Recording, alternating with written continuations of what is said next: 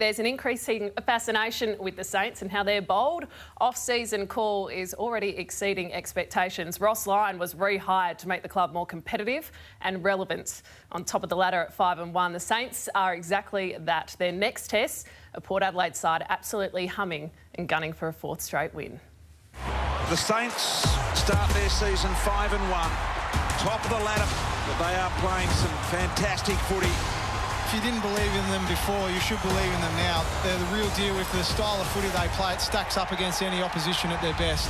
The decision to appoint Ross Lyon, we know it was a brutal call, it was a courageous call, but I think now we can say it was the right call. We know we're fit, we know we're enthusiastic and vibrant. We believe in what we're doing, but we understand there's going to be challenges. King Hinkley has his side humming along in sync. They get another footy audit Friday night, big stage under lights at home against an informed Port Adelaide. So the challenges just keep coming.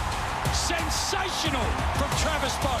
Friday night is a big stage. Port Adelaide are a really strong club and well coached. We expect a fierce battle. So it is from 7 p.m. tomorrow. You'll see all the action live on Fox Footy, gents. We've got two of the great coaches and characters going head-to-head tomorrow night. Ross and Ken, the question is, who is the best combination right now of personnel and game plan?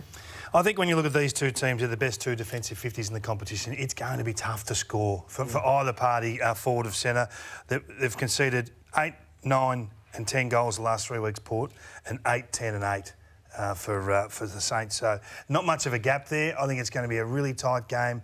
Who wins, who knows? I mean, we're all really guessing at which game plan's stronger. It's going to come down to performance. Friday night footy, it's the big stage for St Kilda. Probably I think their biggest challenge to handling the build-up to a Friday night game. I know they had the Collingwood match-up, but I think this is the big one for the younger guys around the edges. Yeah, I think so. I mean, Port Adelaide have got the wood over St Kilda. They've beaten them 11 of the last 12 times they've met, but it's a different St Kilda side this year under the new coach. So I think you're right. The defensive integrity of both these teams and the coaching philosophies is what has got them where they are at the moment. So, yeah, I think it's going to be a real tight tussle. And how good to see Charlie Dixon back for Port Adelaide. So returning from that knee injury, Jace Burgoyne comes in with the skipper suspended, Farrell and Marshall out injured. And as we saw before, the Saints, they are sticking with a winning formula. Well, we usually have Travis Boak on for Players Night, but he's been good enough to change it up and come on Thursday evening live from Port Adelaide's Team Hotel. Travis, thanks so much for joining us. What a huge test and opportunity for the club tomorrow night. Sorry, we're getting a bit of audio problem here, but I'm going to do my best. Yeah, it's a great challenge for us. I mean, St Kilda are in great nick and arguably the best side in the competition, and we're looking forward to that challenge Friday night. We don't get too many of them, so it's pretty exciting. How do you pick your way through this Saints defence, Travis? Yeah, that's going to be the test for us. We've watched a fair bit of vision over this week, and the coaches have done their due diligence over the last few weeks and certainly watched a fair bit of their footy. So, yeah, we're going to be patient, that's for sure. They get numbers back and, look, we're going to have some good targets down there. Obviously, we're going to miss Toddy, but we've got some tall targets down there and we've just got to have enough opportunities, I think, and hopefully work our way through it. Travis, you've obviously had the team meeting, the forward scouting and the planning that needs to be done around that. What are the sort of things that you touched on? Because the Saints running game we're looking at outside looking in as the biggest challenge. What do you look at internally? Yeah, look, without probably going into too much detail, Kingy, we understand defensively they're top-notch and it is going to be hard to score against, but then they are really quick on the rebound as well with their handball game. And look, we've just got to be really patient with how we move the ball and make sure we've got numbers around the contest. And look, we're going to get our opportunities; they're going to have theirs, and it's going to be a fight. Like that's what we're up against. And St Kilda games so far have been challenging for sides, and we're going to be in the fight long enough and take our opportunities when we can. Trav, you mentioned having a couple of the big targets in the forward line. Obviously, Todd Marshall out this week, and he's become such an important player for you. But you get Charlie Dixon back, the old bull, and then you've got the young bull who made his debut last week, Ollie Lord. He was pretty impressive. So it's going to be nice to see the two big bulls working in that forward 50 together. Yeah, mate, we're looking forward to it, and it'll be great to have Charlie back in the side. He's a barometer for us up there, and certainly provides a big contest and just a lot of energy as well. So we love having him in the side. We'll miss Toddy. He's been he's been awesome since early last year, and he's taken his game to another level. And to have Lordo in the side now, it's just been a great little run for him. You know, he's had some challenges early on and some injuries, certainly for sure, and he's put on some weight. And I think what we saw from the weekend is he competes so hard, and I was having a bit of a chuckle there. I don't know if there's a shot clock in the SNFL, so that rattled him a little bit, but he reckoned it actually helped him. It settled him a little bit, and he just pulled the trigger in the end. It was good seeds on the bench. How do you feel about your own body and game, Travis, back where it began on the wing?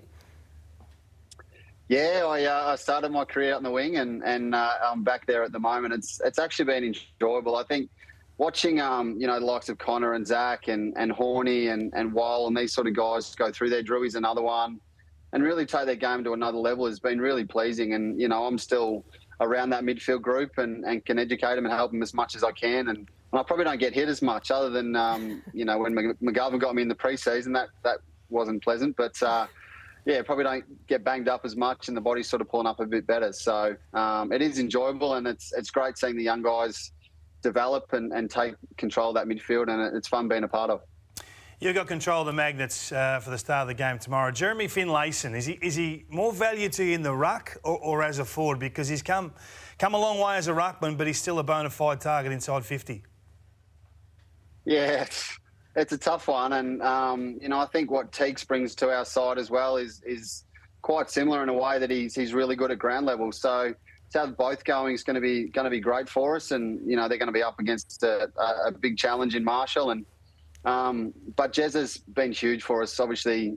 You know, with his story off the field, it's been quite challenging for him, and what he's been able to do to come in the club, enjoy his footy, plays footy, and provide a big target for us up forward and in the ruck. It's been huge. I mean, I'm not answering your question there, Kingy, but I think he'll probably start up forward and pitch it in the ruck at some stage.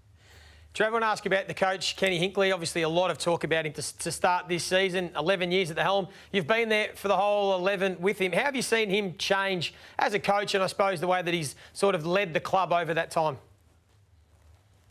Yeah, look, he's developed and changed and grown, certainly as a person and as a coach over the years. And yeah, we have been along for the journey together, and he's just understood what the group needs and where he's needed to change and where he's needed to develop. And look, he's definitely faced his challenge at times. There's no doubt about that. But he's continued to go about his business and do what he loves best, and that's coaching this side, making really good connections with this group. And you know, we've even seen a development again this year with him coming to the bench, and I think that's been great for our group. They all get along with him so well, and our connection with him is great. And you know, I think we've seen, you know, some of the vision obviously of Cam with his players talking really closely, and they just love him, and he's been able to understand what the group needs at times and develop with that.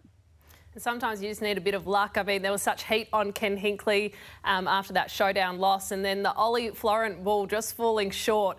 How important do you think that has been in the turnaround the last few weeks? Yeah, there's no doubt you need some luck in footy, and that was certainly one that went our way. And you know, as the ball went up halfway in the air, we probably didn't think the luck was going our way, and then all of a sudden it dropped short. And we've had 3 wins in a row, which has been great for, I guess, the supporters and the fan base. But for us internally, it's just about building belief and confidence, and the results will come on the back of that. And you know, the style of footy that we've played over the last little period, you know, our defence is back to where we want it to be, and certainly our you know, our brand of footy is based off the back of that, and our offence will come off that. So it's just built a lot of belief. But you're right, we do need a lot of luck in games of footy and certainly in seasons. Aside from watching this replay of this interview 3 or 4 times tonight, what's the rest of the night for you, Trav? What's it look like? Mate, I'm pretty knackered tonight, actually, so I'm going to hit the bed pretty soon. But I just had a massage, got off the massage table. I'll get some physio done on my 34-year-old body, and that'll be about it for me. I'll shave my legs and go to bed. That's about it. Do you get priority, Travis? Do you get priority on the massage table now? Do you sort of kick the young boys off and say... I'm number 1 on the list, mate. Yeah, so I don't even need to put my name down at the moment, which is nice. But no hierarchy here, mate. Well, we'll let you go shave your legs. Thanks, Trav. Thank you. See you later. So you asked me at the top of the show, are they honest on Thursday nights? They are. Pure honesty, especially when he was answering one of your questions. Said, I'm not really answering your question here, am I, Kingy? Same routine as you on a Thursday night. Unbelievable. Now, the watch list, on my rundown here, I don't know if one of you have written this. It says a high rating segment, the watch list. So we must have it in 360 plus, apparently. No, but Kingy, you do have one in relation to this game and how, a bit of advice for Port Adelaide. Bit of advice to Port Adelaide. Well, I think you've got to learn from what the competition's telling you. And right now, everyone's struggling to score when they go inside their forward 50 against St Kilda. So you cannot waste the 6 seconds that we call it the 6 seconds that St Kilda you against St Kilda. You've got to get it in. When you see an option, you've got to pull the trigger and get it in. You can see here Carlton got stuck last week. There's your opportunity. You've got to reel on your left foot and drive that ball in. You've got good targets that have only got 2 to 3 metres on their opponent, but that's enough because if you wait, it fills with St Kilda players. And all of a sudden, there's 11, 12, 13 defenders down there. So you get one chance. This is why they're doing such great work with their wingmen. And Mason Wood has had an All-Australian year. Watch his work rate here to get back and support. But Carlton have the chance now to drive that ball in. You've got players on the move. You've got forwards that have got a metre, but they take too long. They take the 6 seconds that absolutely destroys your forward line space. It's a basic notion, but I think it'll serve Port Adelaide well if they just get the ball in. Well, it was interesting listening to Travis then. So I agree, you've got to go either immediately or, if you are held up, be really patient because they're going to get back anyway. So then pick your way through them and don't kick it after 5 seconds to an out number. Take your time. So that's going to be a fascinating watch tomorrow night.